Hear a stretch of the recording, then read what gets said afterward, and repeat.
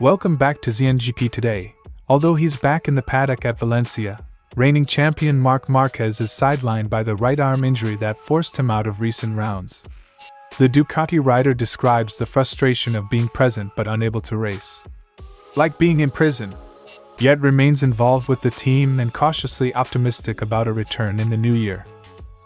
Pecco Bagnaia's 2025 campaign closed in Valencia the same way much of the season felt, fragile and stop-start. The Italian's Grand Prix lasted only a few corners after contact with Johann Zarco forced him out, a disappointing end to a year of flashes of brilliance and frustrating inconsistency. Bagnaia leaves the paddock fifth in the standings and looking to Tuesday's test for answers. Fabio Quartararo closed the 2025 season sounding a clear note of caution. Yamaha's big bet on a V4 engine is underway, but the bike currently shows promising single-lap speed and worrying race pace shortcomings. After crashing in Valencia, Quartararo heads straight into winter testing with mixed expectations, hopeful for answers, but realistic about the challenge. Yamaha has officially confirmed it will retire its long-running inline-4 MotoGP engine and race a V4 from the 2026 season. The move closes a technical chapter that began in 2002 and opens a new, and risky, chapter as Yamaha chases parity with the rest of the grid and tries to relight its title hopes. Don't forget to click subscribe button and the bell icon for MotoGP news update.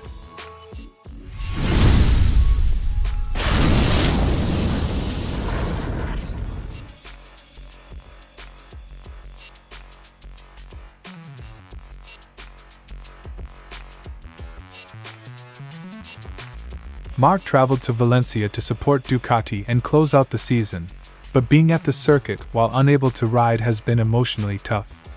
He repeatedly described the experience as feeling like being in prison, because he wants to be on track, not just watch.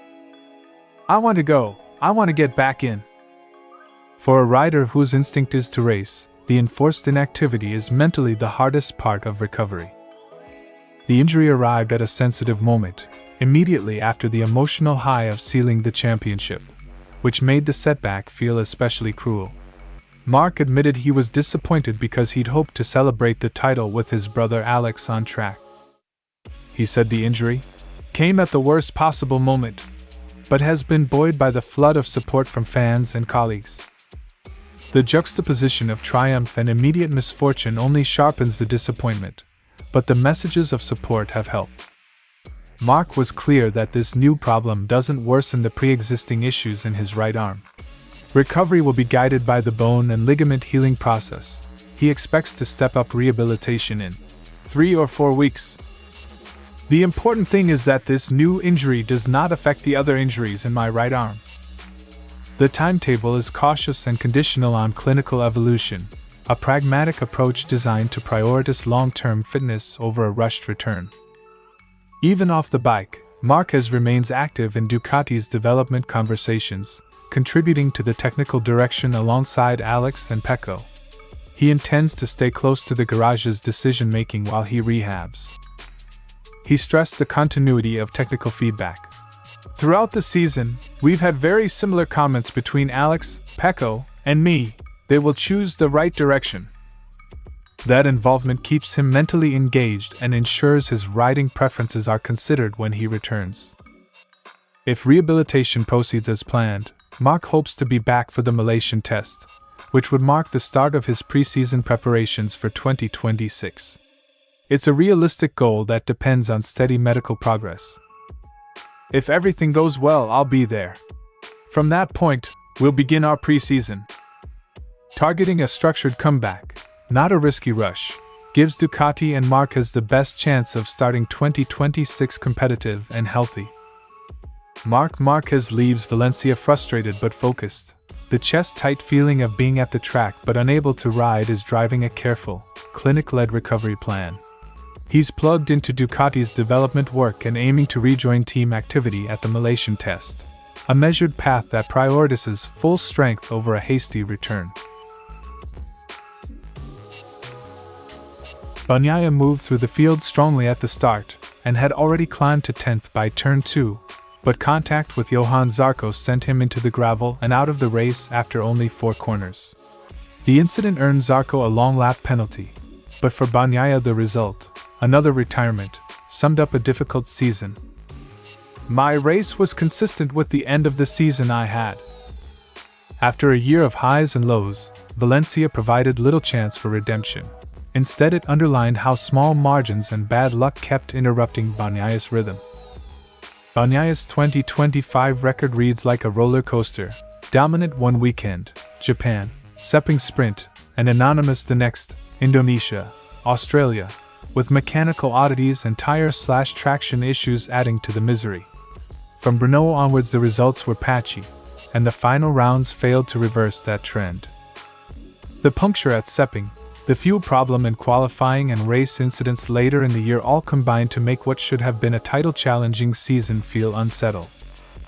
With the 2026 season looming, Bagnaia pinned his hopes on immediate test work, Tuesday's session at Valencia first, then the February preseason tests.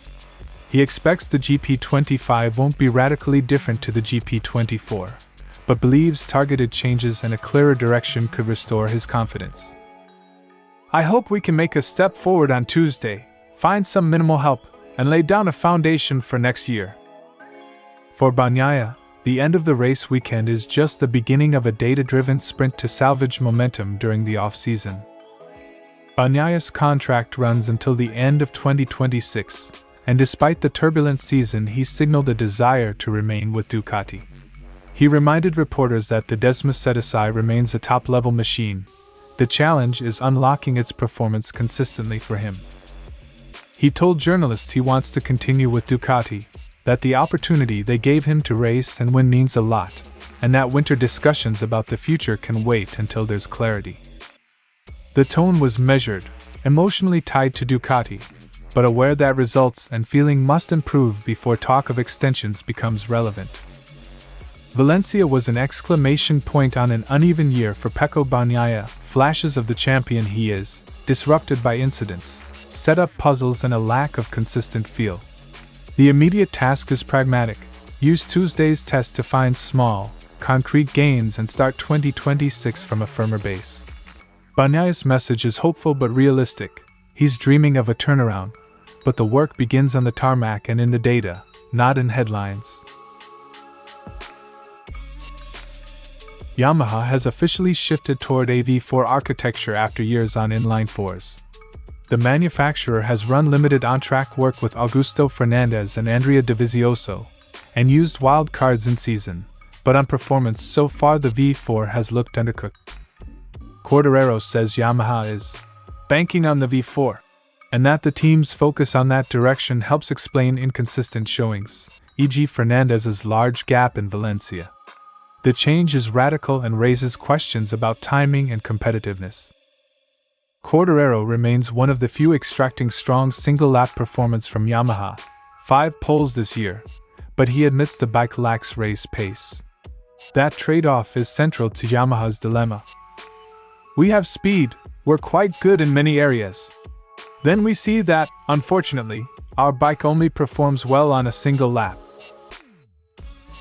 Quartararo's season ended with a crash after a poor first lap caused by a clutch/start device problem. He described the opening tour as catastrophic, and said he couldn't find a rhythm in the opening laps before the fall. He felt issues with the clutch and the whole shot device in the morning. He pushed to see tire behavior and lost the bike on the last corner. The incident capped a day in which uncertainties about hardware and race setup continued to trouble the Frenchman. Yamaha will push into testing straight away. Team test days, Tuesday/Wednesday, followed by a private day, with V4 packages fitted to all bikes for winter work. Quartararo asked for comparative work, keeping the old inline 4 available to understand differences, and points to Misano as proof that reverting to last year's bike sometimes brought better pace. I think it's good to see where the differences are. At Misano, when I switched back to the previous version, I was half a second faster. Quartararo's message is pragmatic. Test the V4 thoroughly, compare with the inline 4, and be honest about whether the change brings net benefits for race pace. Quartararo closes 2025 with one foot in optimism. He still delivers poles, and the other in realism. Race pace and mechanical/ergonomic issues remain. Yamaha's V4 project is now the axis of their winter. It could be the reset they need, or it could force a difficult development year. Quartararo will be on the front line of that answer during the upcoming tests.